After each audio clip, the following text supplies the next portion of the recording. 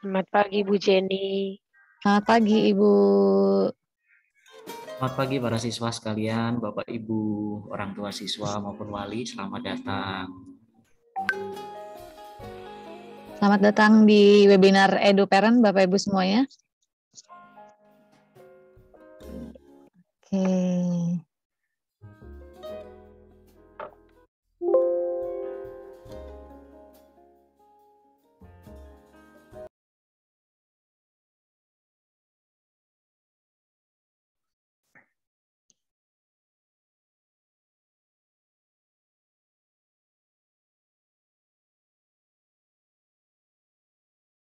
Oke, selamat pagi Bapak Ibu semuanya dan anak-anak yang Ibu kasihi. Selamat datang di acara webinar Edu Parent SMA Putra Nirmala. Kita akan mulai saja ya Bapak Ibu sekalian karena mengingat sudah pukul 9 lewat 2 menit nih ya. Oke. Terima kasih Bapak Ibu semuanya yang sudah berkenan hadir di acara webinar Edu Parent pada pagi hari ini. Namun sebelum itu, Bapak Ibu, mari kita siapkan diri kita masing-masing untuk menyambut webinar Edu Parent pada pagi hari ini dengan diawali dengan mendengarkan dengan penuh khidmat lagu Indonesia Raya dan Mars Salib Suci. Waktu kami persilahkan.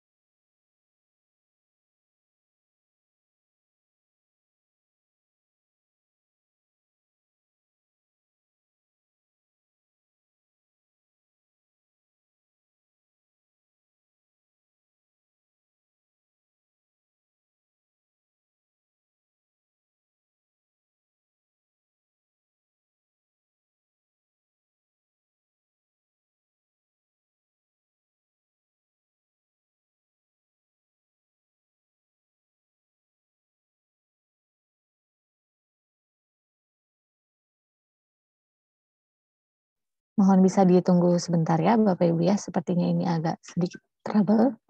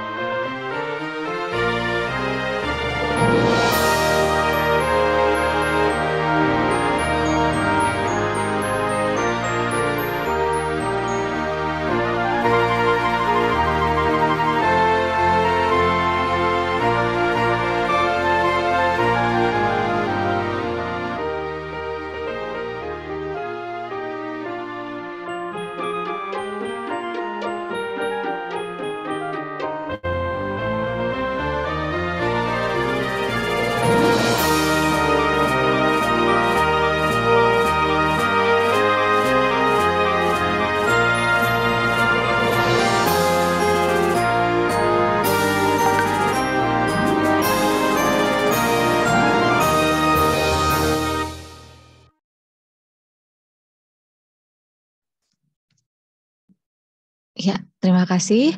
Selanjutnya, mari kita awali webinar EduParent pada hari ini dengan berdoa. Mohon bantuannya Ibu Kiki. Apakah sudah ada Ibu Kiki? Sudah ada. Oke, silakan Bu Kiki untuk memimpin dengan doa. Waktu kami persilahkan. Terima kasih Bu Jenny. Selamat pagi Bapak Ibu orang tua siswa-siswi kami dan anak-anak sekalian. Sebelum kita memulai kegiatan webinar pada pagi hari ini, marilah kita buka dengan doa. Doa akan dipimpin secara Katolik. Dalam nama Bapa dan Putra dan Roh Kudus. Amin.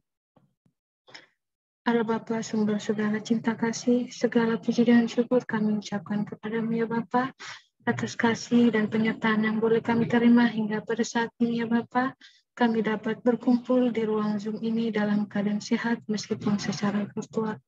Ya Bapak, pada pagi hari ini kami akan memulai kegiatan webinar dengan para orang tua siswa-siswi kami. Kiranya ya Bapak, Engkau berkati kegiatan pada pagi hari ini agar berjalan dengan baik dari awal sampai akhir. Dan kiranya Bapak, Engkau terangi hati dan pikiran para orang tua siswa-siswi kami yang akan mengikuti kegiatan webinar pada pagi hari ini. Dan kiranya berkati juga pemateri yang akan menyampaikan materinya agar tersampaikan dengan baik. Ya Bapak, segala kegiatan ini kami serahkan ke dalam tangan-Mu. Kami berdoa dengan perantaraan Kristus Juru Selamat kami. Amin. Kemuliaan kepada Bapa dan Putra dan Roh Kudus, seperti pada permulaan, sekarang, selalu, dan sepanjang segala abad. Amin. Dalam nama Bapa dan Putra dan Roh Kudus. Amin. Terima kasih. Ya, terima kasih Bu Kiki sudah dipimpin dengan doa. Semoga acara webinar EduParent pada pagi hari ini berjalan baik dan lancar. Oke, nah Bapak Ibu, selanjutnya mari kita dengarkan bersama pengantar dari Bapak Cahyo. Waktu kami persilahkan. Baik, terima kasih. Apakah audio saya bisa dimonitor dengan baik, Bapak Ibu, Bu Jenny? Bisa terdengar Pak, baik. Bisa, baik. Terima kasih atas waktu dan tempat yang boleh saya terima pada pagi hari ini untuk sedikit memberikan pengantar sebelum kita akan memulai program EduParent yang kita beri judul Internet yang Sehat. Ya, Bapak Ibu, para orang tua, para wali, para siswa sekalian, juga para rekan-rekan guru yang juga telah hadir di ruangan daring ini.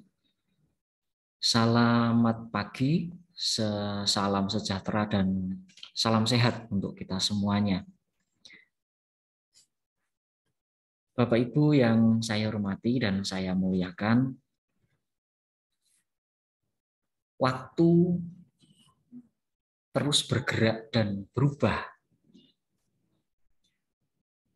Saat ini, kemarin kita sempat merasa tenang, sempat kita merasa bangga karena kondisi pandemi yang sudah berangsur-angsur menjadi endemi.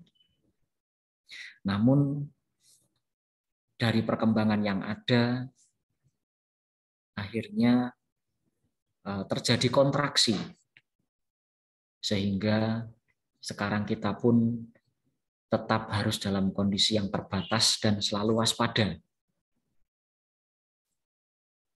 Dari kondisi ini, salah satu implikasinya adalah kegiatan pembelajaran menjadi terasa kurang kebermaknaannya. Itu tidak hanya dirasakan oleh para siswa, itu juga dirasakan dari sisi kami, para guru dan pendidik, bagi putra-putri Bapak Ibu semuanya. Bahkan saya yakin Bapak Ibu selaku orang tua serta wali pun merasakan hal yang sama. Maka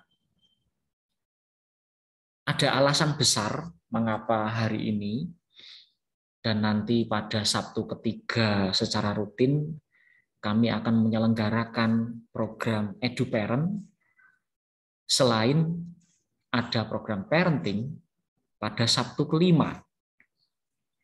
Tidak lain dan tidak bukan adalah kita bersama-sama saling memperkaya, saling mengayakan, saling menguatkan. Dalam wadah ini besar harapan kami menjadi sebuah wadah silaturahmi, di mana kita bisa saling menyapa. Alih-alih di satu sisi kita dibatasi, tidak boleh kemana-mana. Nah, kami harap media ini atau program ini menjadi tempat untuk kita saling mengayakan. Hal yang ingin kami angkat pada kesempatan kali ini adalah tentang pendampingan orang tua, pendampingan kita semuanya dalam mendampingi putra-putri kita untuk menggunakan, memanfaatkan internet dengan cara dewasa dan bijak. Tentu adalah orang tua, kita semua adalah figur yang pertama-tama dilihat oleh siswa, dilihat oleh anak.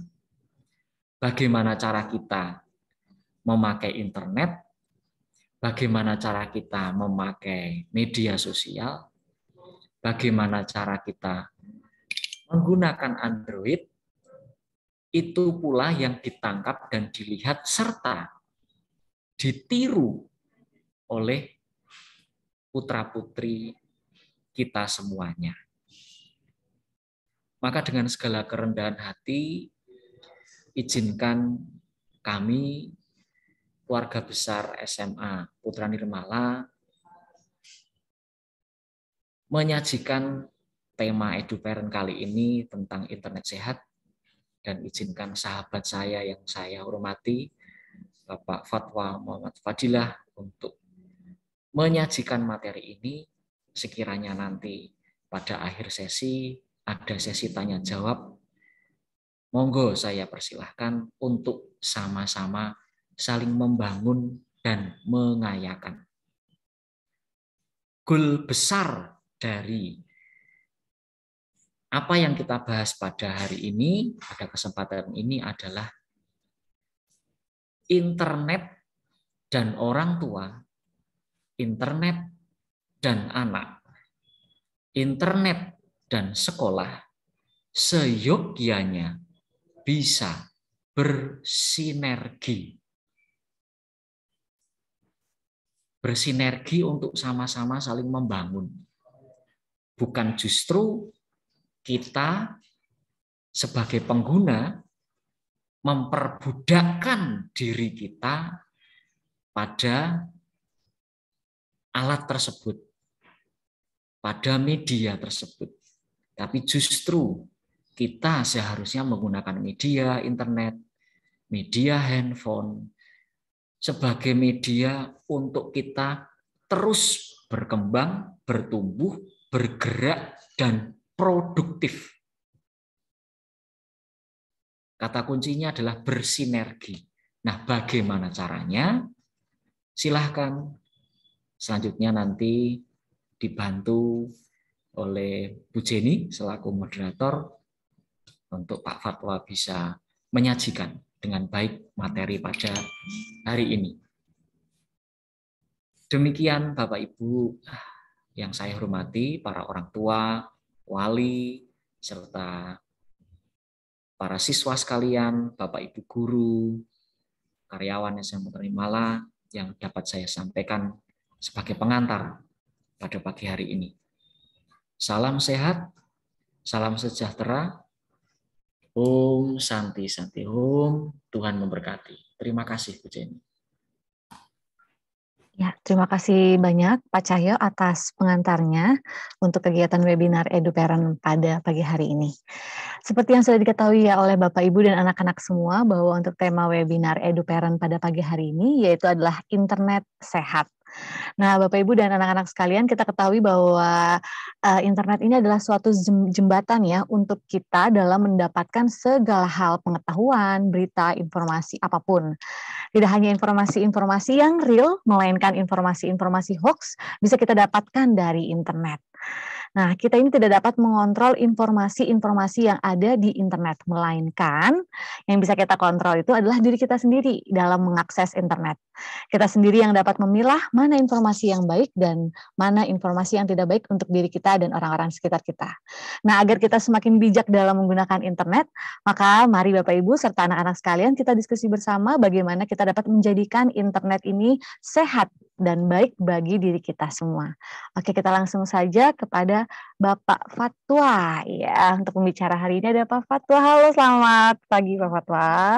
Halo, selamat pagi Ibu Jenny, Bapak Ibu, orang tua siswa semua, selamat pagi.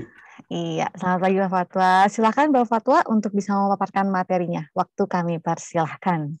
Oke, baik. Terima kasih Ibu Jenny dan Bapak Ibu semuanya, Bapak Ibu guru, Bapak Ibu orang tua siswa. Saya izin untuk share screen terlebih dahulu ya untuk memperlancar mungkin bisa dibilang sharing gitu ya. Karena kalau disebut parenting, saya juga belum parent sebenarnya. Belum menjadi parent seperti itu. Kita akan sharing terkait internet sehat. Apa sih yang anak-anak kita lakukan di internet?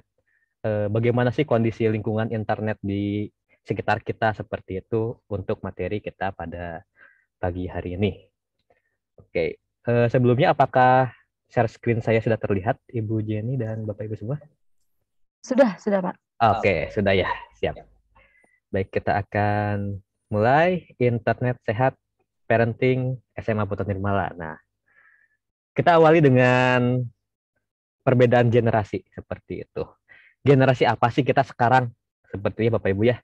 Generasi apa sih siswa kita sekarang atau anak Bapak Ibu kita sekarang gitu ya. Di era sekarang, di usia anak Bapak Ibu semua atau siswa kita SMA, itu masuk ke ranah generasi Gen Z atau generasi mobile generation seperti itu. Di mana hampir 100% atau 93,9% anak-anak kita terkoneksi dengan internet, apalagi dengan adanya PJJ ini, mau tidak mau, suka tidak suka, harus bisa beradaptasi dan harus bisa masuk ke dunia internet dengan baik, seperti itu, dengan pertimbangan positif dan negatifnya tentu saja. Nah, di era Gen Z ini, di era siswa SMA kita, mereka itu memiliki sebuah kecenderungan, yaitu mengkonsumsi internet lebih dari 7 jam per hari. Jadi bisa dibayangkan ya Bapak Ibu ya, siswa kita, anak didik kita berada di lingkungan internet lebih dari 7 jam per harinya, di mana bisa melakukan apapun yang ada di internet tanpa pengawasan, tanpa pembatasan. Seperti itu.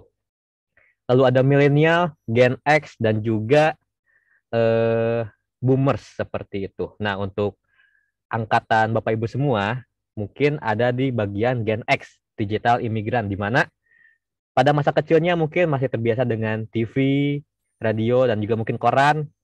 Baru di saat dewasa, di saat sudah memiliki anak, baru masuk ke dunia internet yang disebut dengan digital imigran.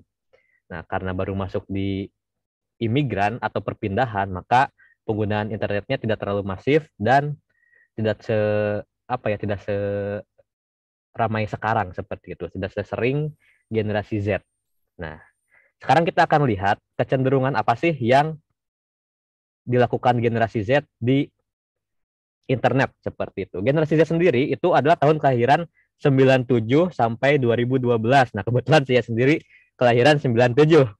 Jadi sekarang saya akan ngomongin diri sendiri lah seperti itu. Yang saya alami, yang saya lakukan di internet seperti itu. Generasi Z itu dari 97 sampai 2012, yang artinya itu adalah usia-usia SMA sekarang seperti itu. Dan kecenderungan dari generasi Z adalah tumbuh dan berkembang dengan smartphone.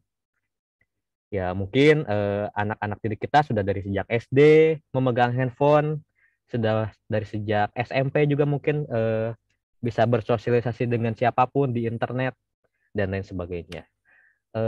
Setelah generasi Z ada generasi Alpha, itu kelahiran 2013 sampai 2025, yang mungkin sekarang sedang SD atau mungkin TK seperti itu, yaitu lebih ekstrim lagi. Saat sedang balita mungkin untuk menenangkan didengerin YouTube seperti itu, udah dari sejak balita. Nah, untuk Gen Z dari sejak SD sampai SMP sudah mengenal apa itu internet dan sudah memegang smartphone. Selanjutnya, kecenderungan generasi Z adalah cenderung bergerak cepat. Bukan kitanya yang bergerak cepat, tapi karena dunia yang bergerak cepat, Bapak Ibu. Mungkin Bapak Ibu sendiri pernah melihat ya di internet atau di berita-berita di televisi. Setiap hari itu pasti akan ada banyak informasi-informasi atau berita-berita yang bergerak sangat cepat. Hari ini viral siapa, besok viral siapa, besoknya lagi yang viral beda lagi, seperti itu. Besoknya lagi yang kemarin viral tiba-tiba turun, ada kasus. Jadi semuanya serba bergerak cepat, semuanya serba informasi itu bergerak dengan sangat cepatnya. Tidak perlu membeli koran, tidak perlu membeli majalah, tidak perlu menonton berita TV, seperti itu. Semuanya ada di satu genggaman handphone saja. Dan seperti yang sudah tadi Ibu Jenny katakan, ada informasi yang benar, ada informasi yang hoax, ada informasi yang bermanfaat, ada informasi yang hiburan saja, seperti itu. Semuanya ada di internet. Bisa masuk ke sisi positif, tapi bisa juga negatif, tergantung dengan penggunaannya, tergantung dengan users-nya. Kecenderungan selanjutnya adalah generasi Z ini memiliki sebuah tantangan bahwa persaingan lebih luas. Kenapa? Karena ya seperti kita tahu, dengan era globalisasi ini, anak kita walaupun di rumah aja, dia bisa mungkin membuat sebuah konten, cover lagu yang ditonton oleh jutaan orang di seluruh dunia, kapanpun dan dimanapun. Tapi orang luar juga bisa membuat sebuah konten yang sama yang ditonton oleh kita. Jadi persaingan lebih luas. Sudah tidak harus ngelamar, terus ke sebuah rekaman, terus kerjasama dengan produsen, dan lain sebagainya untuk membuat sebuah lagu. Cukup rekam sendiri dengan handphone, dan upload ke YouTube atau upload ke Spotify mungkin. Anak kita sudah bisa masuk ke dunia luar seperti itu. Dan ditonton oleh semua orang di dunia kapanpun dan dimanapun. Ilmu pengetahuan lebih mudah. Nah, kalau sekarang kita pengen belajar apapun di YouTube banyak seperti itu. Seperti yang kita tahu ya, di YouTube banyak sekali tutorial-tutorial yang bisa membuat anak menemukan minatnya. Seperti itu. Misalnya anak kita memiliki keinginan untuk belajar bahasa Perancis, tapi les mahal, misalnya seperti itu. Atau tidak menemukan orang yang pas, atau tidak menemukan komunitas pencinta bahasa Perancis. Ya udah, tinggal ke YouTube, buka tutorial bahasa Perancis. Banyak. Pengen belajar biola, tapi nggak tahu tempat lesnya di mana, jauh atau mungkin mahal. Tinggal ke YouTube, tinggal ke internet, bisa menemukan les biola secara gratis di video tersebut, seperti itu. Semua informasi sudah sangat terbuka, baik informasi pengetahuan yang baik, yang sesuai dengan usia, ataupun informasi-informasi yang tidak sesuai dengan usia, dan cenderung berbahaya. Dan sekali lagi, internet tidak dalam tanda kutip menghalangi usersnya untuk membuka informasi apapun. Yang menjadi barrier atau yang menjadi penghalang itu adalah diri kita sendiri. Oh, ini jangan, belum saatnya. Oh, ini bagus nih buat perkembangan minat saya, untuk perkembangan bakat saya, ini bagus, ini saya tonton, ini jangan, seperti itu. Dan kesempatan lebih terbuka. Ya, seperti kita tahu ya, mungkin Bapak Ibu dan anak-anak sekalian tahu Justin Bieber gitu ya. Yang sekarang artis top dunia, penyanyi top dengan salah satu single yang terbaik gitu ya, disukai jutaan fans. Justin Bieber itu memulai karirnya di YouTube dengan rekam sendiri, menggunakan handphone, lalu nyanyi di jalanan, direkam, lalu diupload, lalu orang-orang suka, ada produsen musik yang melirik dan akhirnya jadi terkenal. Ed Sheeran juga ada penyanyi melakukan hal yang sama, diawali dengan YouTube, dan banyak sekali Bapak Ibu orang-orang yang menggunakan kesempatan yang terbuka ini dengan menggunakan internet sebaik mungkin dan bisa masuk ke dunia entertainment atau dunia profesi yang dia sukai dengan mudah seperti itu ya. Lanjut. Nah, sekarang kita akan masuk ke tantangan orang tua di era digital. Tentu setiap era ada masalahnya, setiap era ada plus minusnya. Di era digital sekarang, di era generasi X sekarang ya Bapak Ibu ya, tantangannya itu antara lain adalah akses internet semakin mudah tentu saja. Ini hal baik, tapi bisa juga menjadi hal yang kurang baik tergantung users. Lalu selanjutnya adalah dunia user generated content. Lalu ada bebas terkoneksi tanpa aturan, tidak paham risiko, orang tua tergagap dengan teknologi karena ada perbedaan generasi seperti itu, dan juga orang tua tidak tahu harus bagaimana. Ini adalah tantangan-tantangan yang harus kita hadapi untuk menghadapi generasi Z atau anak-anak kita di dunia internet. Seperti itu. Dan sekali lagi, internet itu tidak baik, tapi tidak juga buruk. Semuanya tergantung dengan usersnya. Setiap benda itu tidak memiliki dosa ya Bapak Ibu ya. Tergantung dengan cara kita menggunakannya gitu ya. Oke, kita akan masuk yang pertama mungkin. Ya, akses internet semakin mudah. Karena akses internet semakin mudah, anak kita akan mudah berjejaring atau berteman dengan orang-orang yang memiliki bakat atau memiliki minat yang sama. Misalnya nih, saya nih suka sama robot. Saya pengen ngobrol sama orang-orang yang membuat robot, yang suka juga dengan robot. Nah, anak-anak kita sekarang bisa dengan mudahnya gitu mencari komunitas pencinta robot gitu misalnya, atau komunitas pencinta bahasa Jerman gitu misalnya. Contohnya di sini saya mencontohkan Discord seperti itu ya. Saya akan share screen untuk contohnya. Nah, seperti ini. Find your community on Discord. Kita dengan mudahnya berjejaring dengan semua orang di seluruh dunia hanya dengan satu kali ketikan seperti itu. Misalnya kita ingin mencari komunitas apa nih?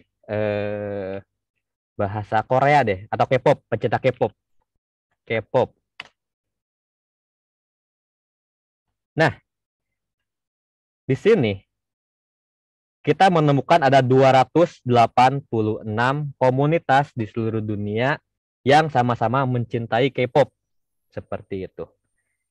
Anak kita bisa dengan mudahnya berbaur, mengobrol, saling sharing tentang K-pop di internet seperti itu.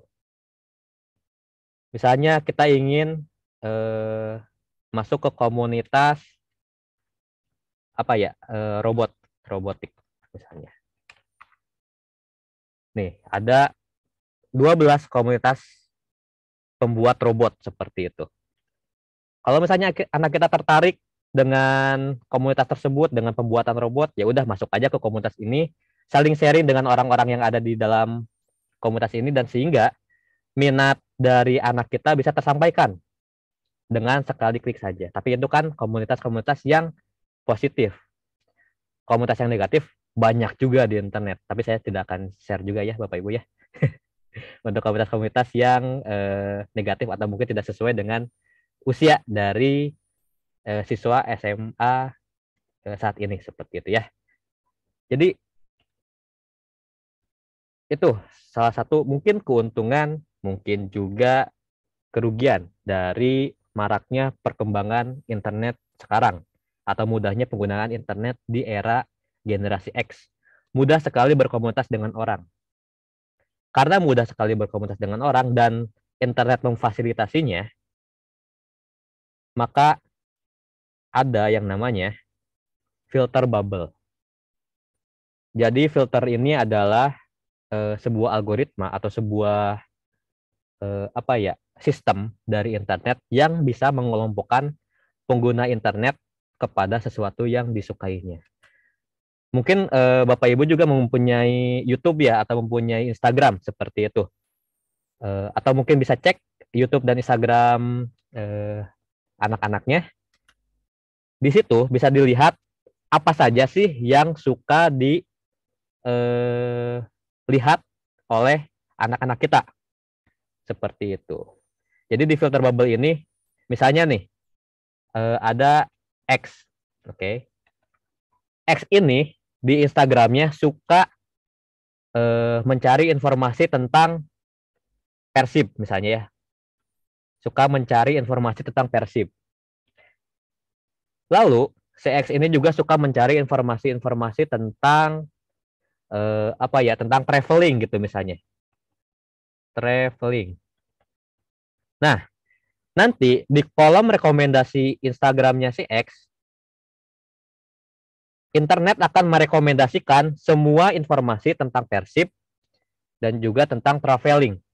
Seperti itu. Semua rekomendasi-rekomendasi yang ada di Instagram, di Facebook, di YouTube, itu pasti tidak jauh dari Persib dan juga traveling.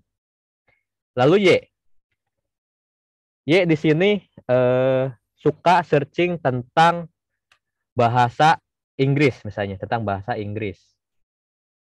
Seperti itu. Lalu Y juga sering searching tentang misalnya kuliner. Maka kolom rekomendasi dari Instagram X dan Instagram Y itu berbeda sama sekali. Walaupun kolomnya sama, tapi Instagram atau mungkin internet secara keseluruhan menyesuaikan kolom rekomendasi sesuai dengan minat dari X dan Y. Sekarang bayangkan kalau misalnya anak kita sering searching hal-hal yang positif. Seperti itu. Kalau misalnya anak kita sering searching hal-hal yang positif, maka internet akan selalu merekomendasikan hal-hal yang positif bagi anak kita. Seperti itu. Akan selalu merekomendasikan hal-hal yang positif. Tapi sebaliknya, kalau misalnya anak kita sering searching tentang hal-hal yang negatif, maka secara algoritma, secara sistem, internet akan selalu merekomendasikan hal-hal yang negatif tersebut. Hal-hal yang tidak sesuai dengan mungkin usia, mungkin moral, mungkin norma yang ada di Indonesia. Seperti itu. Internet nggak akan bilang, jangan, kamu kan masih muda, mending nonton yang ini. Nggak akan. Internet kalau misalnya udah diklik, ya udah muncul. Kayak gitu. Internet nggak akan, menasehati gitu. Kamu kan masih 16 tahun. Kok kamu buka ini? Ya gini aja ya. Nggak usah. Internet nggak bisa kayak gitu masalahnya. Yang bertugas untuk menjadi pengingat, yang bertugas untuk menjadi pemberi nasihat adalah kita, Bapak Ibu guru, dan juga Bapak Ibu orang tua siswa sekalian. Seperti itu.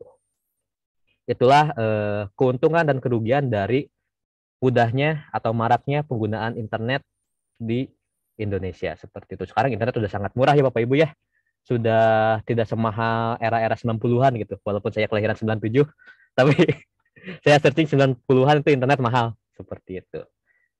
Nah, ini adalah salah satu sistem yang ada di internet sekarang. Filter bubble, mengelompokkan user atau pengguna internet ke sesuatu yang mereka sukai. Entah itu positif atau negatif. Tergantung usernya. Oke. Sekarang di internet juga adalah user generated content. Maksudnya apa? Maksudnya adalah user generated content ini sekarang kita nggak usah melamar ke TV untuk membuat sebuah konten, nggak usah melamar ke radio untuk menjadi pembicara, tidak usah melamar ke majalah atau koran untuk membuat sebuah artikel. Sekarang setiap user bisa membuat kontennya masing-masing dengan sangat mudah. Ambil HP, rekam, upload. Ambil HP, ketik sebuah artikel, upload. Ambil HP, rekam suara, upload. Seperti itu. Sudah nggak harus melamar ke sana kemari, mencari informasi ke sana kemari, wawancara, dan lain sebagainya. Sekarang dunia sudah user generated content. Nah, kita tidak butuh media, kitalah media itu sendiri. Sekarang kita nggak harus itu tadi ya kayak RCTI gitu ya, ngelamar pengen jadi reporter berita, pengen menyampaikan sebuah informasi seperti itu. Ya lamar dulu, bikin CV, kuliah jurnalistik, wawancara dan lain sebagainya, susah. Sekarang kitalah medianya. Seperti yang kita tahu, Deddy Corbuzier keluar dari Trans 7 dan sekarang bikin media sendiri di YouTube dan penontonnya sangat besar, pengaruhnya di dunia atau di Indonesia sangat masif, dan Deddy Corbuzier menjadi salah satu podcaster terbesar gitu ya di Indonesia seperti itu.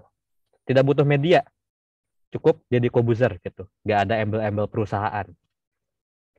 Dan kita tidak harus jadi siapa-siapa untuk bisa dilihat orang banyak, nggak harus terkenal dulu Bapak Ibu. Mungkin Bapak Ibu pernah melihat konten Putnir Podcast ya. Putnir Podcast kan itu siswa kita gitu ya. Siswa kita kan bukan artis, bukan ya siswa gitu, siswa. Tapi semua orang bisa menonton Putra-Putri Bapak Ibu di konten kita seperti itu.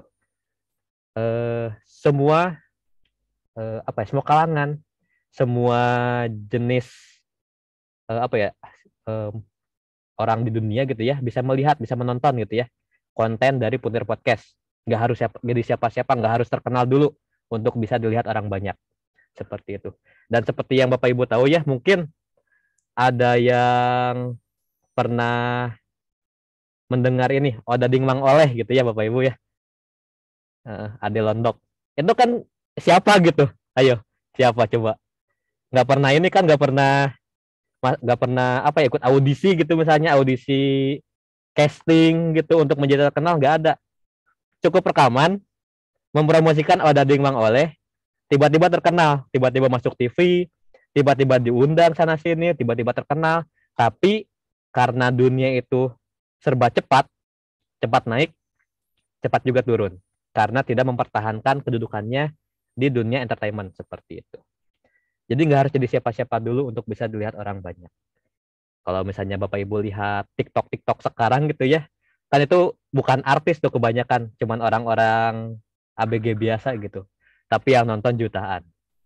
Oke. Nah, ini kita akan masuk ke contoh konten. Nah, karena zaman sekarang adalah user generated content, semuanya bisa membuat konten apapun, termasuk belajar bahasa Mandarin dari Mandarin Corner. Ini contohnya ya, dari lembaga les Mandarin di Indonesia. Tapi siswa atau anak-anak kita bisa menonton ini, tapi bisa juga menonton orang main game. Oke, bukan main game. Kita bukan main game, kita nonton orang main game gitu. Nontonin orang main game aja, seperti itu. Kita bisa belajar bahasa Mandarin di internet, tapi kita juga bisa nontonin orang main game di internet. Kita bisa belajar vokal dari Indra Aziz, pelatih les vokalnya Afgan dan Raisa di internet secara gratis. Tapi kita juga bisa nonton orang 2 jam gak ngapa-ngapain di internet.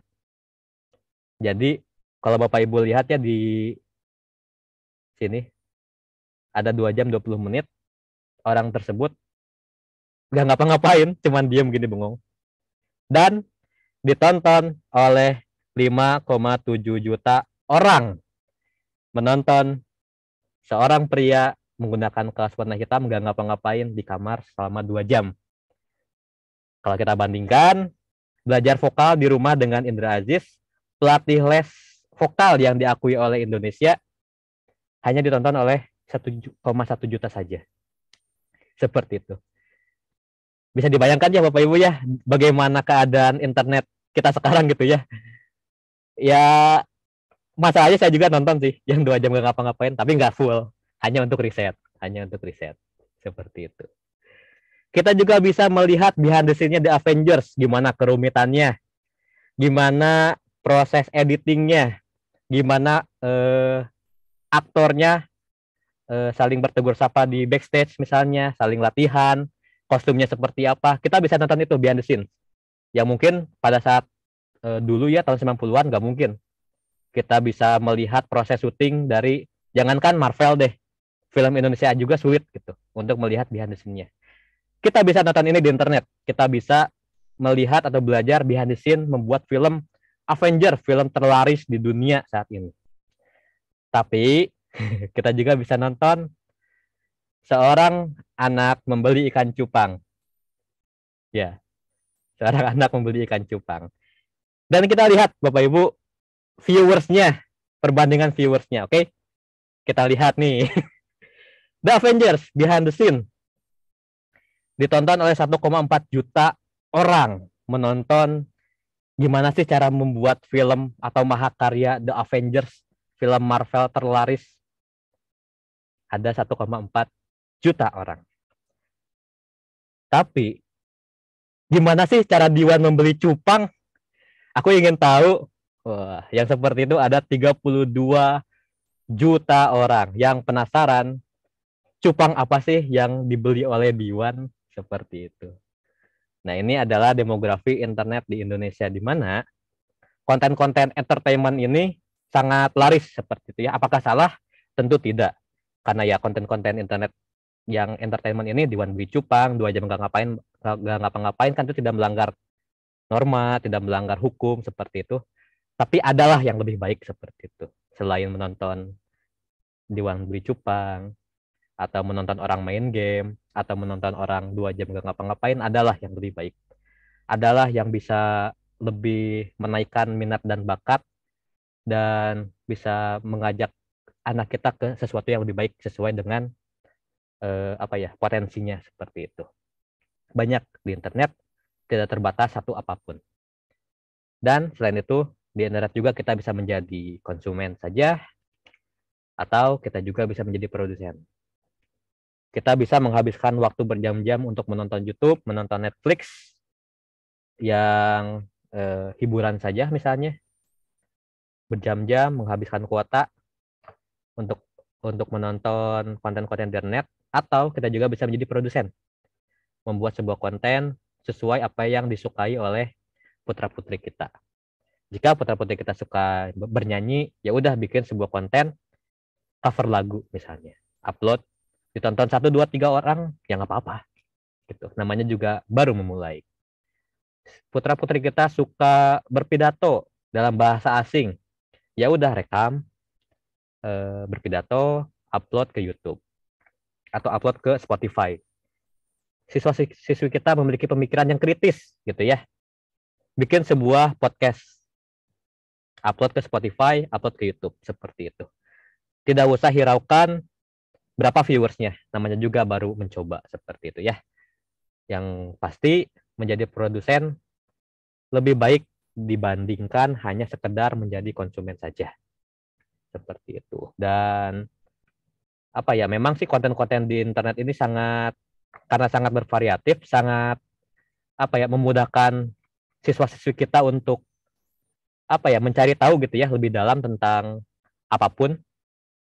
Ya, menjadi konsumen pasti menjadi pilihan yang lebih laris gitu ya, dibandingkan menjadi produsen yang harus rekam dulu, harus mikir dulu membuat konten apa, apalagi kalau misalnya ada komentar-komentar negatif gitu ya dari netizen, langsung ngedrop gitu.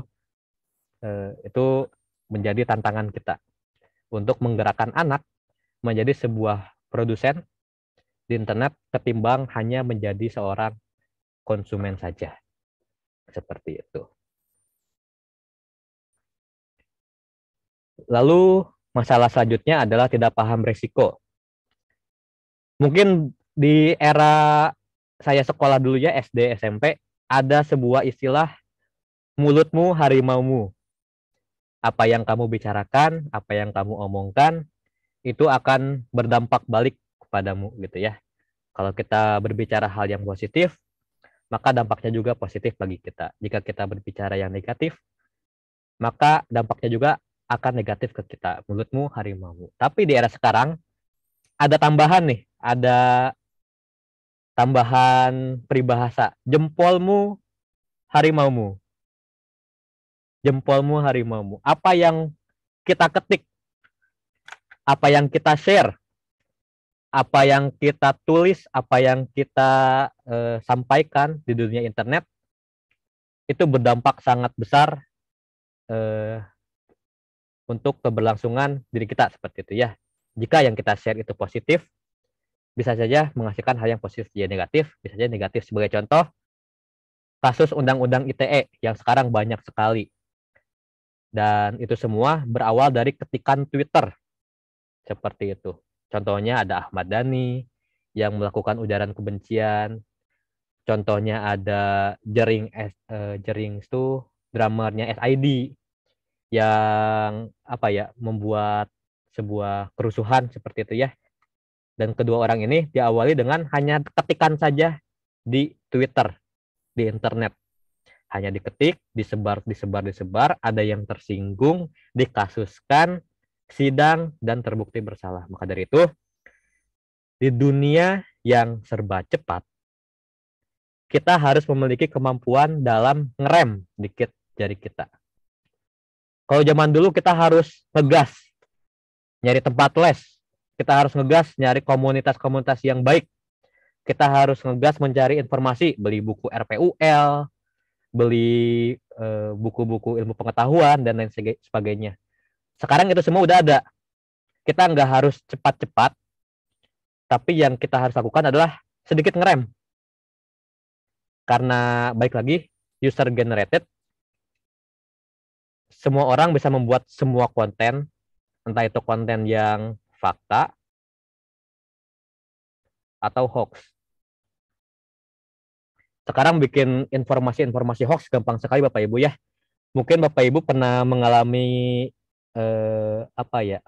sebuah informasi hoax di mana susu Bear Brand dapat menyembuhkan penyakit COVID. Ya, mungkin itu pernah ya, dan sangat ramai gitu ya di internet, sangat ramai sampai diberitakan, sampai susu Bear Brand tidak ada lagi di pasaran seperti itu untuk beberapa saat. Nah, itu kan hoax. Tapi bisa kita lihat yang yang termakan informasi-informasi hoax itu banyak sekali di video. Ada yang sampai rebutan, ada yang sampai saling pukul demi sedus susu Bear Brand. Nah, mungkin kalau zaman dulu hoax-hoaxnya itu adalah mungkin Bapak Ibu pernah ingat, atau mungkin anak-anak juga pernah ingat lagu Gaby Tinggal Kenangan, itu lagu pemanggil arwah misalnya nih.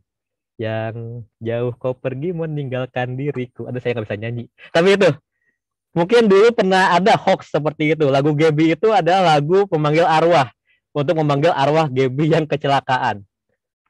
Itu kan hoax ya. Tapi termakan gitu. Atau dulu mungkin Bapak Ibu pernah tahu ada gelang power balance yang katanya bisa meningkatkan keseimbangan tubuh kita. Itu kan hoax ya Bapak Ibu ya.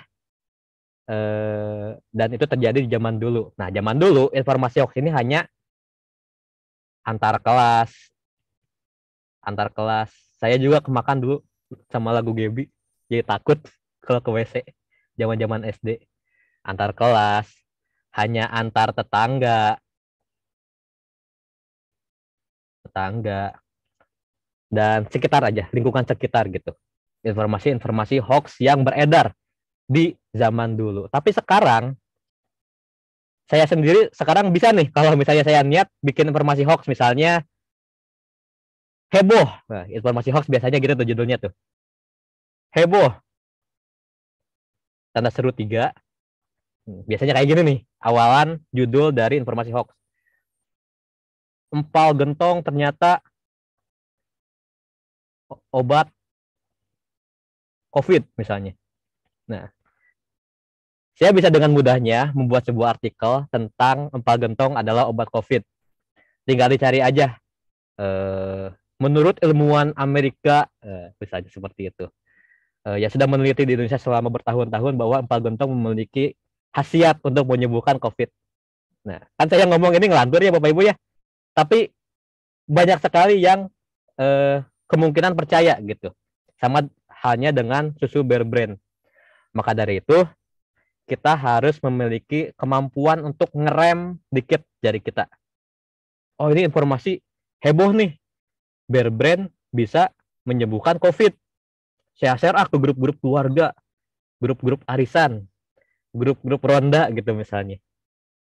terus saling bergulirnya hari, ternyata informasi itu hoax seperti itu. Kan bahaya.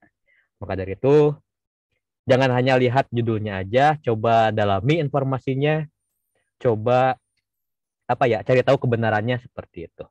Apakah informasi ini ngelantur atau enggak? Karena bahaya juga kalau misalnya informasi-informasi yang kita sebarkan itu berbahaya seperti itu. Contoh deh, beberapa tahun lalu ada informasi bahwa 2012 adalah kiamat. Sampai ada filmnya ya Bapak Ibu ya, ada film Kiamat 2012. Waktu itu saya nonton film 2012 Kiamat, itu film horor, takut karena takut terjadi. Tapi kalau misalnya sekarang kita tonton kembali, itu jadi film komedi gitu. Karena kita adalah orang-orang yang selamat dari Kiamat 2012 ya Bapak Ibu ya. Itu kan hoax juga gitu. Dan besar. Maka dari itu kita harus cermat dalam melihat informasi apapun, baik informasi tertulis, baik informasi video, baik informasi yang bersifat apapun, gambar, dan lain sebagainya. Kita harus ngerem dalam satu, penyebaran informasi, dan dua, dalam berkomentar. Seperti itu. Pertama, di penyebaran informasi. Sekarang bentuk dan saluran hoax itu sangat masif, sangat beredar luas. Bentuk hoax yang paling sering kita terima itu adalah dalam bentuk tulisan, biasanya di grup WhatsApp ya Bapak Ibu ya, dalam bentuk gambar, dan dalam bentuk video. Ini adalah 3 jenis hoax yang paling sering terjadi di dunia seperti itu. Kenapa video paling sedikit? Karena kalau video, orang tersebut dapat dengan mudah terlacak kalau misalnya hoax itu terjadi gitu ya, atau hoax itu ditemukan oleh pihak-pihak kepolisian. Jadi orang-orang penyebar hoax itu agak malas untuk membuat hoax dalam bentuk video karena takut ketahuan. Makanya paling banyak tulisan dan gambar. Karena kan kalau tulisan dari A ke B percaya, share ke CDE. Dari CDE ini D dan E percaya, share lagi ke F, G, H, I. Share terus sampai kita nggak tahu asal mulanya itu dari siapa. Nah itu kenapa banyak sekali hoax yang berbentuk tulisan sampai di atas 50%, 62,10% seperti itu. Dan itu yang sangat berbahaya seperti itu ya. Saluran penyebaran berita hoax. Di sini radio paling sedikit. Kenapa radio paling sedikit? Karena radio masih terkurasi, masih ada lembaga yang mengawasi radio seperti itu. Jadi informasi-informasi di radio itu dan TV tidak terlalu banyak hoaxnya seperti itu ya, dan juga media cetak. Karena masih ada lembaga seperti KPI yang mengawasi penyebaran hoax di radio, media cetak, dan juga televisi. Tapi kan KPI tidak masuk ke sosial media dan tidak masuk ke aplikasi chatting, tidak ada yang mengawasi. Maka penyebaran hoax di aplikasi chatting, WhatsApp, Line, Telegram, dan juga sosial media, Facebook, Twitter, dan juga Instagram itu sangat besar dan sangat berbahaya kalau misalnya kita tidak memiliki kemampuan untuk ngerem seperti itu. Cepat boleh. Sekarang dunia kita cepat boleh, tapi buru-buru jangan. Seperti itu. Sekarang kita emang terbawa harus cepat gitu ya. Kalau misalnya ngerem dikit, malas dikit, informasi yang ada pasti terlewat. Seperti itu. Tapi ya cepat boleh, buru-buru jangan. Jangan buru-buru nge-share, jangan buru-buru percaya, jangan buru-buru membuat sebuah tulisan yang kontroversial seperti itu ya. Oke. Selanjutnya. Jadi Bapak Ibu, Microsoft itu membuat sebuah riset bahwa netizen atau pengguna internet di Indonesia adalah pengguna internet yang paling tidak sopan. Seperti itu. Sekali lagi, pengguna internet Indonesia adalah pengguna internet yang paling tidak sopan di dunia. Seperti itu. Dan ini sungguh poin minus untuk kita ya Bapak Ibu ya. Karena seperti kita tahu dari zaman-zaman dulu gitu ya, sopan santun adalah sebuah budaya kita. Sopan santun adalah apa ya? Ya budaya kita untuk sopan santun, untuk saling menghargai satu sama lain, untuk hormat ke yang lebih tua. Bahkan dulu saya diajarkan bahwa kalau ngomong ke yang lebih tua, jangan menggunakan suara yang lebih keras dari orang tersebut. Seperti itu.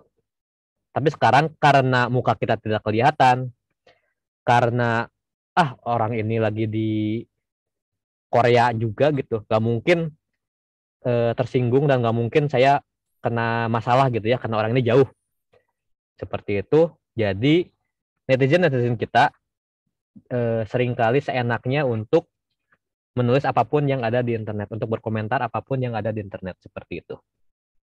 Ini adalah masalah yang sangat urgent gitu, karena ada undang-undang ITE, yang mengancam orang-orang yang asal berpendapat, asal berkomentar di internet. Kalau misalnya si A nih asal ngomong ke B, zaman sekarang itu namanya ini ya roasting atau satir atau sarkas gitu ya, berkomentar negatif ke B, terus tersinggung B ngapain kalau udah tersinggung? Screenshot komennya A, lalu lapor polisi. Nah, hanya karena jempol kita berurusan dengan polisi, seperti itu.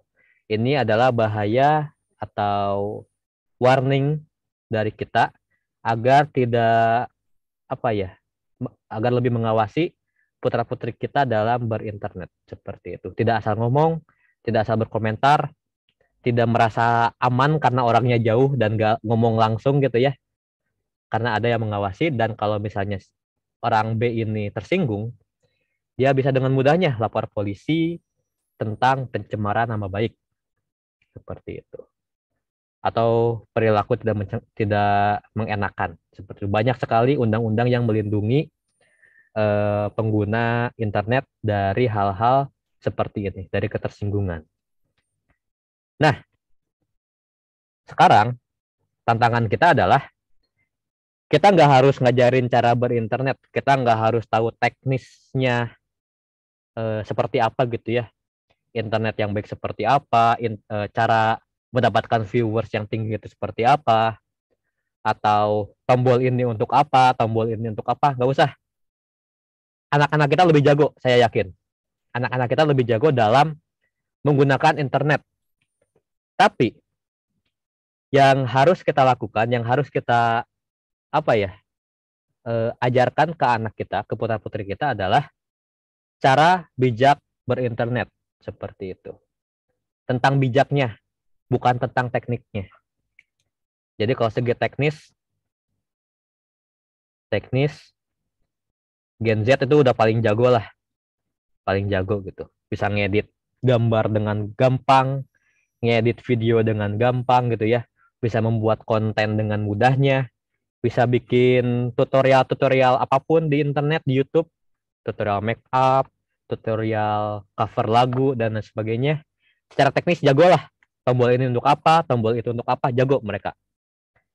Tapi yang kita harus tekankan kepada Gen Z, termasuk saya Gen Z, adalah bagaimana cara menjadi bijak dalam berinternet. Dan bijak ini adalah sesuatu yang dimiliki oleh orang tua. Sifat bijak, sifat sabar, sifat bertanggung jawab, seperti itu yang dimiliki oleh orang tua dan bisa disampaikan ke Gen Z atau putra-putri kita, seperti itu. Ini adalah dua hal yang mungkin harus saling bersinergi ya Bapak Ibu ya, karena Gen Z ini pasti memerlukan kebijaksanaan dari orang tua, seperti itu. Dan orang tua juga pasti memerlukan ilmu-ilmu tentang bagaimana caranya menggunakan internet di era sekarang kepada Gen Z atau putra-putri Bapak Ibu. Nah sekarang, jadi harus gimana nih? Kayaknya banyak banget nih masalah di era sekarang nih, di generasi sekarang. Jadi harus gimana nih? Nah saya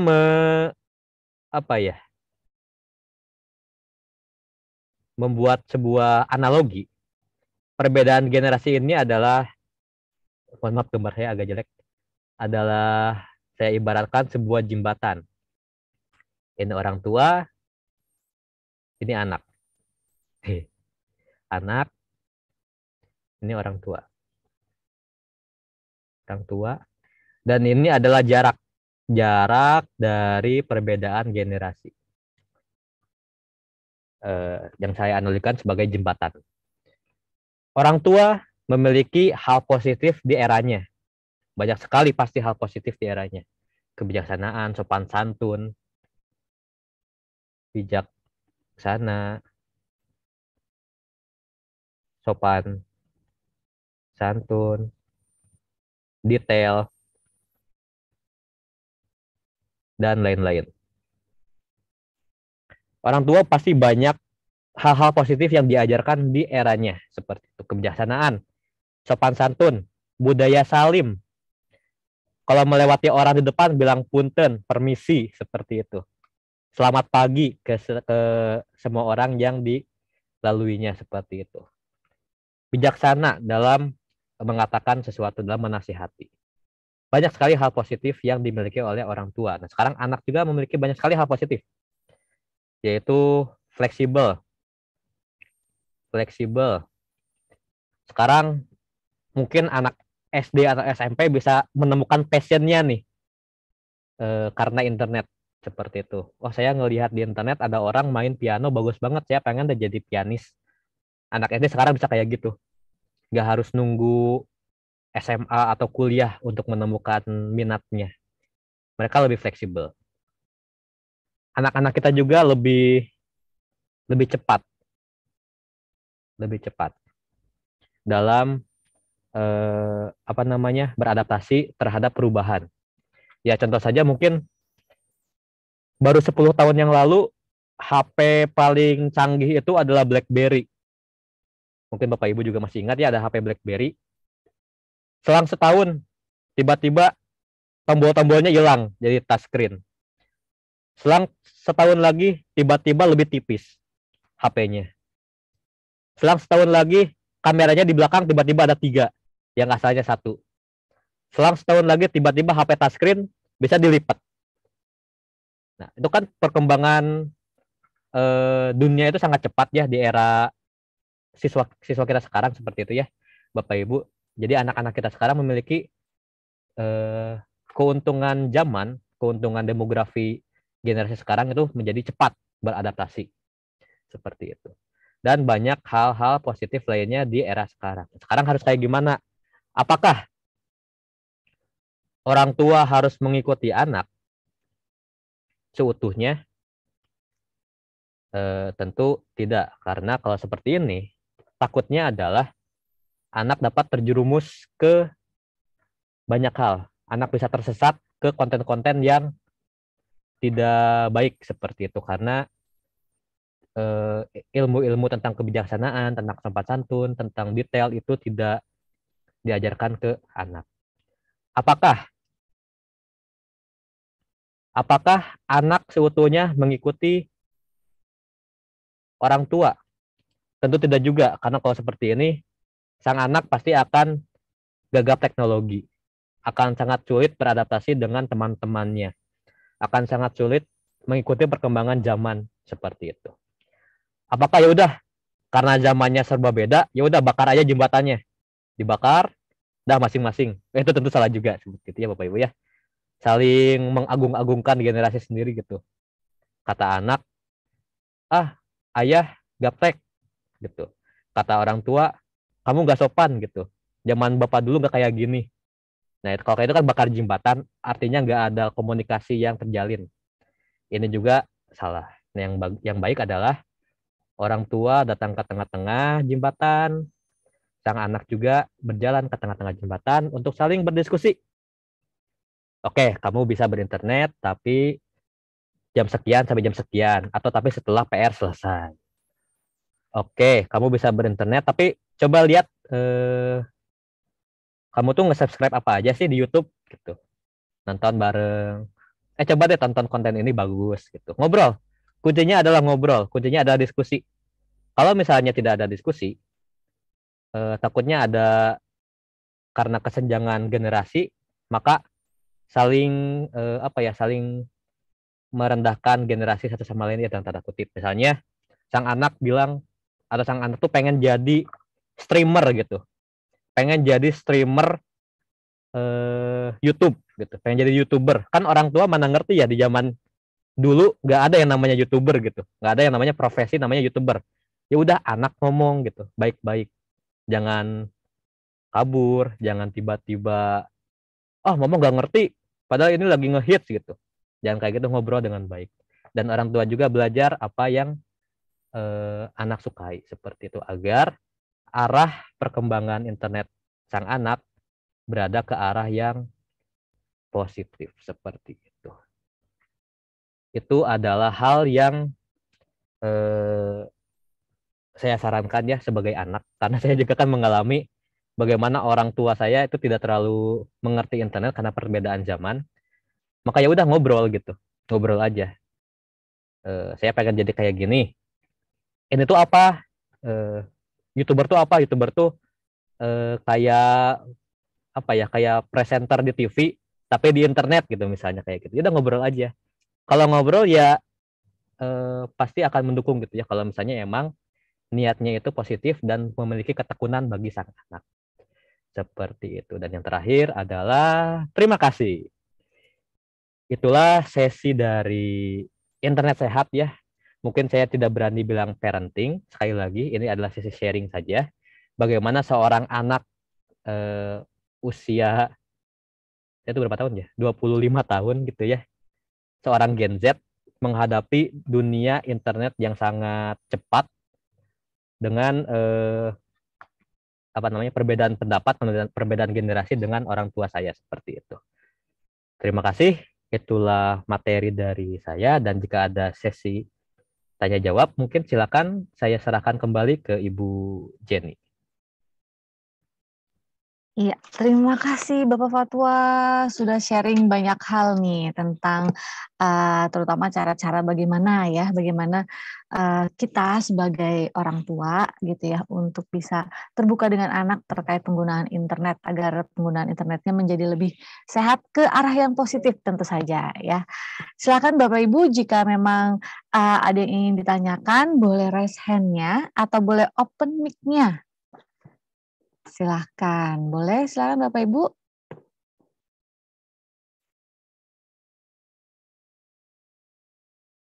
Apakah ada yang mau sharing? Dipersilahkan. Atau juga ada siswa juga di sini mungkin bisa sharing nih pengalaman berkomunikasi tentang internet dengan orang tua gitu, kendalanya dan lain sebagainya. Silakan Bapak Ibu dan juga para siswa.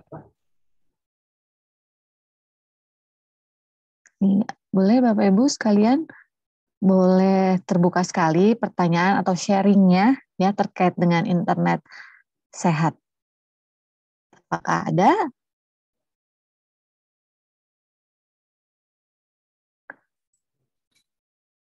Silahkan Bapak Ibu, para siswa, para orang tua, wali, kami beri kesempatan untuk bisa bertukar pendapat ya, bisa menanyakan atau dari pandangan generasi seperti Pak Fatwa itu seperti apa. Kalau saya sendiri sebenarnya memang ada kecenderungan ketika sudah memiliki anak, memiliki seorang putra, itu ketika putra kita sudah kita beri kepercayaan untuk menggunakan device Android, kenapa kita sebagai orang tua ada kecenderungan untuk merasa sungkan. Ada kecenderungan untuk merasa sungkan ngebukain atau men-tracing kondisi device atau Android putra-putri kita. Itu yang saya beberapa kali merasakan ketika anak saya beranjak makin bertambah umur. Nah, itu dari perspektif Pak Fatwa yang berada di tataran era seperti itu, bagaimana? Saya memancing pertanyaan itu terlebih dahulu, Bu Jenny. Terima kasih. Semoga nanti diikuti oleh orang tua yang lain. Silakan. Oke, baik Pak Cahyo. Itu memang sebuah kendala gitu ya untuk beradaptasi dan masuk ke dunia Android-nya sang anak seperti itu ya.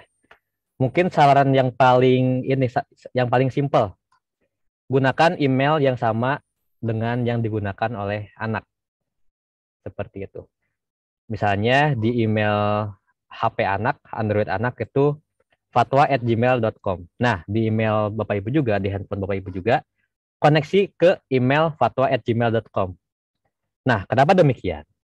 Karena jika kedua email saling berkoneksi, Bapak Ibu bisa mengecek juga apa saja yang putra-putri Bapak Ibu cari di internet, apa saja yang putra-putri Bapak Ibu tonton di YouTube, apa saja yang putra-putri Bapak Ibu beli atau transaksi di internet, seperti beli di Tokopedia, di Shopee, itu ada informasinya di email. Nah, kalau misalnya email dari putra-putri Bapak Ibu sudah terkoneksi dengan handphone Bapak Ibu tidak usah mengambil HP atau mengambil Android dari putra-putri Bapak Ibu. Karena itu kan akan terasa mencurigakan ya. Dan putra-putri Bapak Ibu juga mungkin akan menjadi defensif. Ih, apa sih Pak gitu. Ngapain sih gitu. Iya, defense, seperti itu. Betul sekali. Ya, defensif. Ngapain sih orang lagi nggak ngapa-ngapain gitu ya sambil kelas aplikasi gitu misalnya. Nah, kalau misalnya udah dikoneksikan dengan HP Bapak Ibu menggunakan email yang sama, hal seperti itu sudah tidak perlu. Cukup cek emailnya aja. Anak tersebut ngapain, seperti itu. Itu cara yang paling mudah dan paling aman, seperti itu. Dan tidak akan merusak hubungan orang tua dan anak ya, karena tidak ada perdebatan mengambil handphone, seperti itu, Pak Cahyo. Canggih sekali. Terima kasih Pak Fatwa, Bu Jenny. Iya, sama-sama Pak. Oke, ada pertanyaan ini Pak Fatwa. Mohon saran, menurut Pak Fatwa bagaimana sih kunci sukses menjadi YouTuber? Nah, terima kasih. Kunci sukses menjadi YouTuber. Oke. Saya bukan YouTuber. Tapi kalau misalnya kunci sukses menjadi YouTuber adalah ikuti perkembangan zaman. Nah, ini kita akan melihat di YouTube sekarang, Bapak Ibu, apa sih yang sedang hits di Indonesia? Seperti itu. Kita lihat ya. Kita lihat dan saya izin share screen terlebih dahulu. Apa sih yang sedang hits, sedang trending istilahnya di Indonesia, seperti itu. Ini dia. Nah, cara paling mudahnya adalah ikuti perkembangan zaman. Seperti itu. Sekarang, di Indonesia itu sedang ngehits, kita lihat YouTube Indonesia sedang ngehits, lagu dangdut, K-pop sedang hits ya. Jadi kalau misalnya ingin membuat konten yang sukses di YouTube gitu ya, coba mungkin reaction K-pop gitu, atau kita lihat konten-konten apa lagi, pamer harta, konten-konten pamer harta, itu kan sidak rumah dede nemu duit ratusan juta ya, tapi ini kan tidak bisa dilakukan oleh semua orang ya Bapak Ibu ya. Saya juga nggak bisa, paling cuma nemu duit 100 aja gitu, nggak ada jutanya. Dan konten-konten olahraga dan lain sebagainya. Nah, ini adalah cara paling sering dilakukan di internet. Kalau misalnya ada ombak nih, ada ombak K-pop, daripada dilawan, ya udah ikutin aja ombaknya. Nah, makanya kalau kita lihat ya, K-pop reaction. Orang-orang yang ngereaksi K-pop banyak banget. Gak di Indonesia aja, dunia banyak banget orang-orang yang ngereaksi tentang K-pop karena ya memang K-pop sedang laku-lakunya. Atau kalau misalnya dari konten-konten trending dari YouTube ini tidak tidak membuat Bapak Ibu atau anak-anak sekalian ingin mengikuti, ini mah bukan passion saya, ini mah bukan bukan hal yang saya minati gitu ya untuk membuat konten. Nah, selanjutnya, cara kedua adalah konsisten. Mungkin anak-anak pada tahu Nesijaz. Nesijaz ini adalah salah satu contoh konten kreator yang gak langsung naik. Tapi konsisten dari tahun berapa tuh kita lihat. Kita lihat 8 tahun. Dari 8 tahun yang lalu membuat konten yang nggak terlalu terkenal amat, itu cuma 7.000 penonton, 4.000 penonton, dikit gitu ya penontonnya. Sampai sekarang, karena dari 8 tahun ini dia konsisten,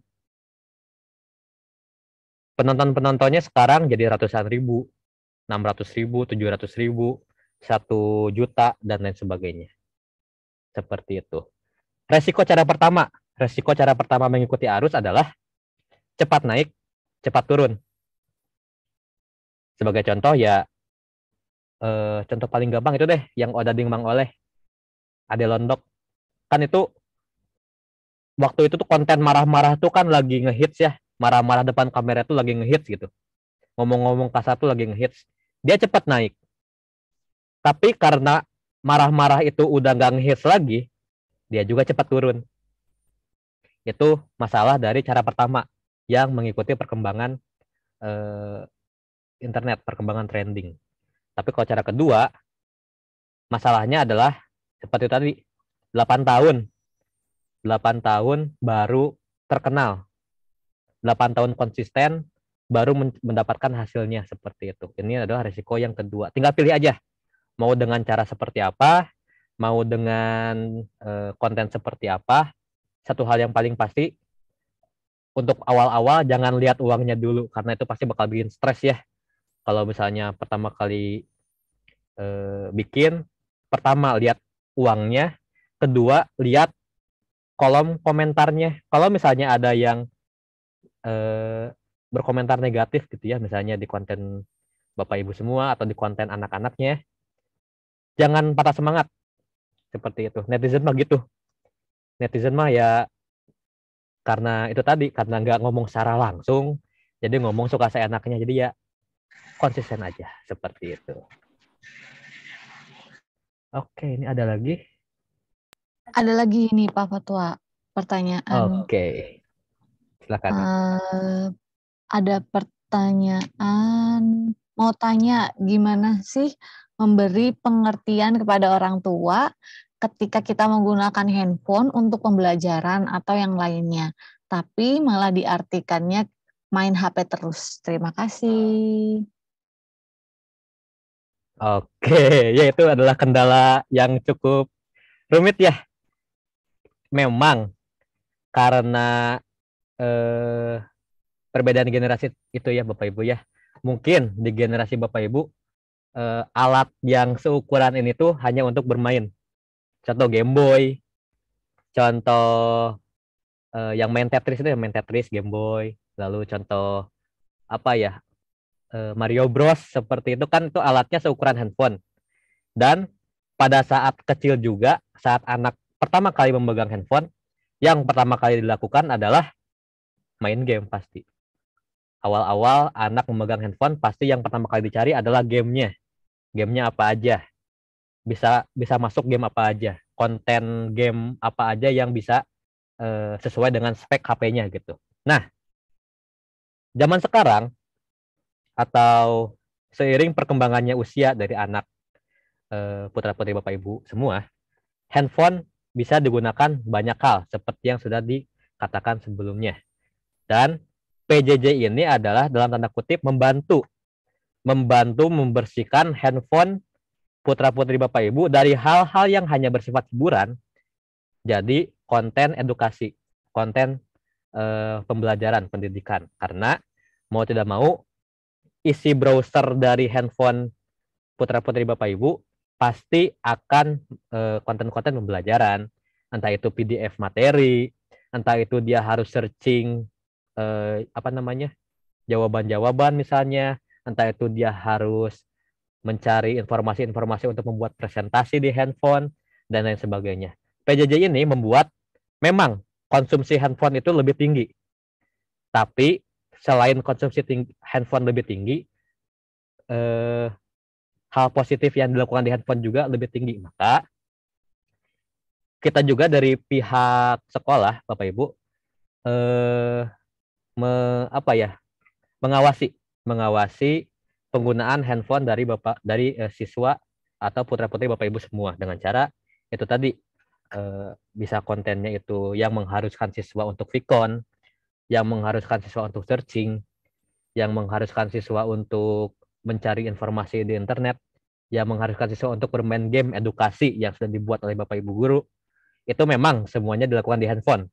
Tapi tidak semuanya game. Tentu mungkin pasti ada sesi anak bosan dan bermain game, tapi itu tidak jam-jam yang saat jam pelajaran seperti itu. Maka untuk Bapak Ibu semuanya diharapkan dari pihak sekolah saat di jam pelajaran biarkan siswa dengan handphonenya atau dengan gadgetnya terlebih dahulu, karena itu tadi biarkan kami yang mengawasi penggunaannya dari jarak jauh.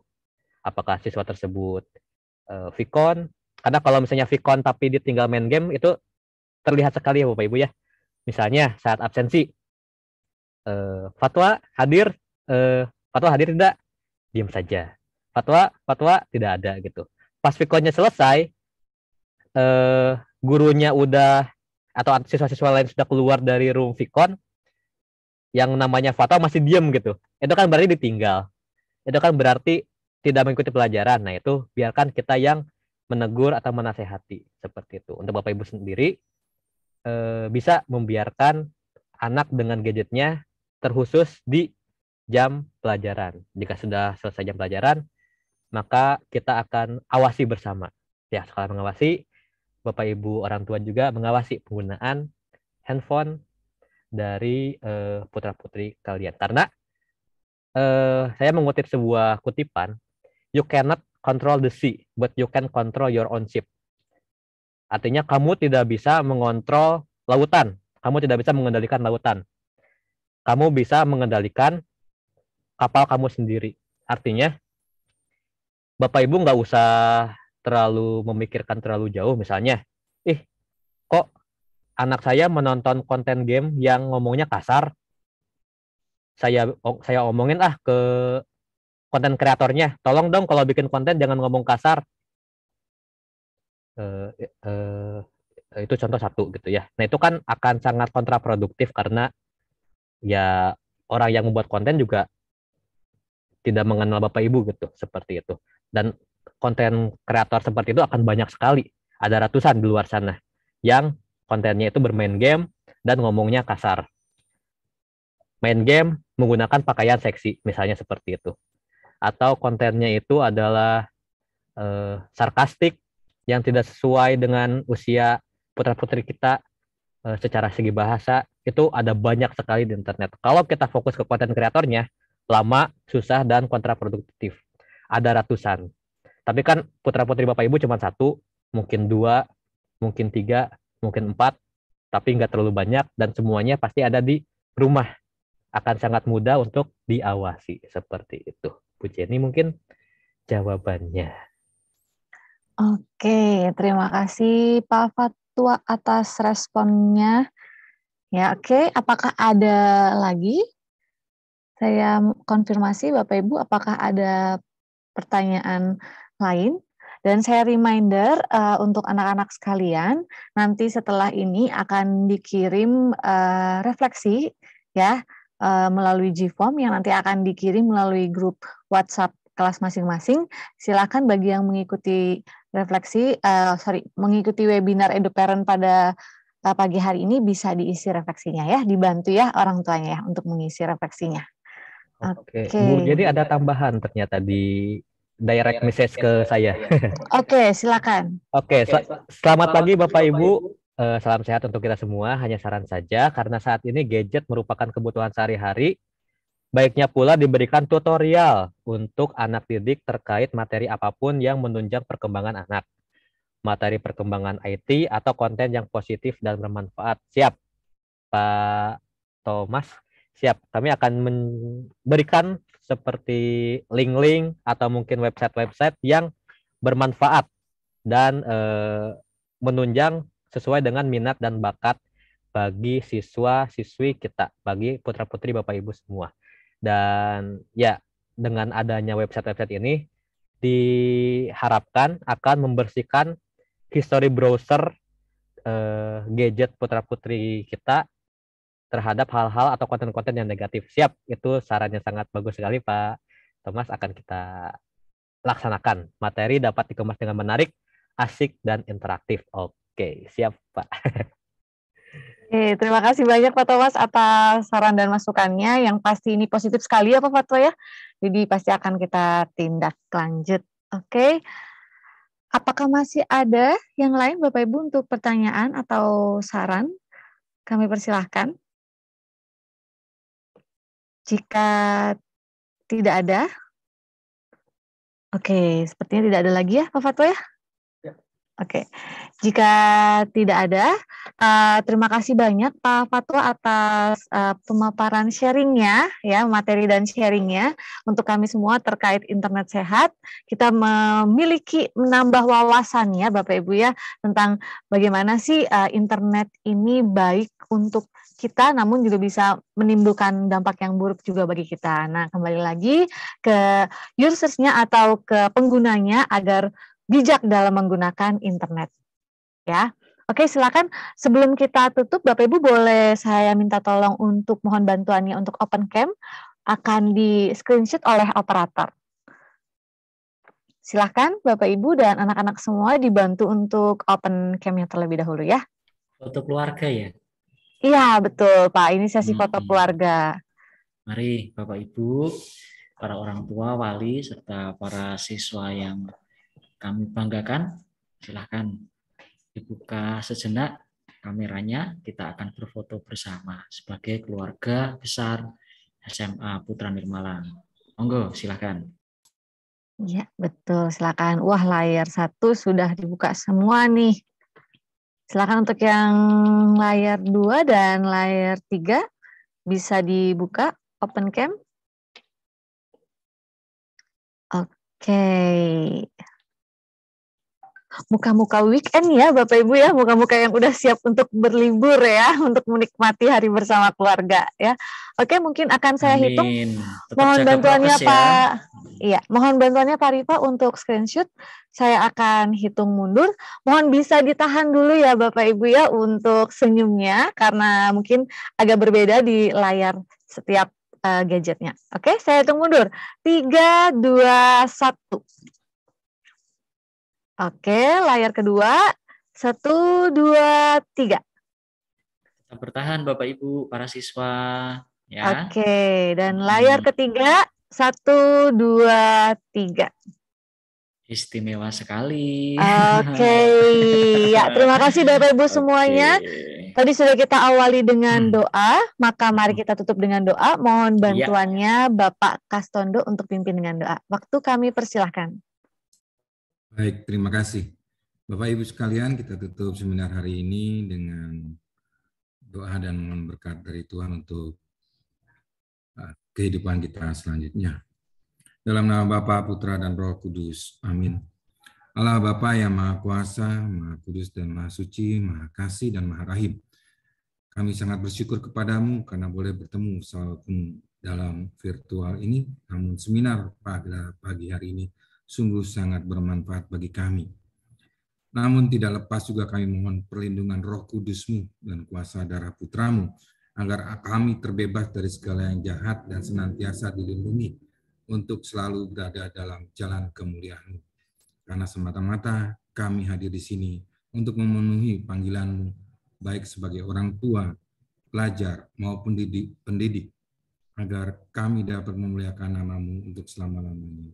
Oleh sebab itu ya Bapa, berkatilah langkah hidup kami selanjutnya, agar senantiasa dilindungi oleh kuasa Roh Kudus-Mu untuk dapat memuliakan nama-Mu di dalam Putra-Mu, Tuhan kami, Yesus Kristus. Kemuliaan pada Bapa, Putra, dan Roh Kudus, seperti pada permulaan, sekarang, selalu, dan sepanjang segala abad. Amin. Karena Bapa, Putra, dan Roh Kudus. Amin. Terima kasih Bapak Ibu sekalian. Oke, terima kasih Pak Kas atas doanya, dan kami ucapkan terima kasih Pak Fatwa, terima kasih Bapak Ibu Guru, dan terima kasih juga yang sebesar-besarnya untuk siswa SMA Putra Nirmala dan Bapak Ibu semuanya yang sudah berkenan menghadiri di acara webinar EduParent pada pagi hari ini. Iya, silakan Pak Cahyo. Selamat menikmati weekend, tapi dari keluarga sekolah ya, dari sekolah titip satu pesan saja supaya semua saling menjaga ya, protokol kesehatannya ya, dimanapun Bapak Ibu berada ya, supaya kita semua tetap sehat, pandemi segera berangsur-angsur pulih, kita bisa bersekolah, bertemu di sekolah kembali dengan ceria gitu ya. Intinya prokes ya, dimanapun prokes, harus disiplin. Itu ya Bu Jenny, Bapak Ibu semuanya, para wali, serta para siswa yang Pak Cahyo banggakan yang luar biasa. Salut untuk kita semua. Oke, terima kasih Bapak Ibu semuanya. Salam sehat untuk kita semua dan selamat melanjutkan aktivitas. Jangan lupa bahagia hari ini ya Bapak Ibu. Tuhan memberkati. Terima kasih. Terima kasih Bapak Ibu. Terima kasih Bu. Iya, sama-sama Ibu. Terima kasih. Terima kasih Bu. Iya, sama-sama Pak. Terima kasih banyak.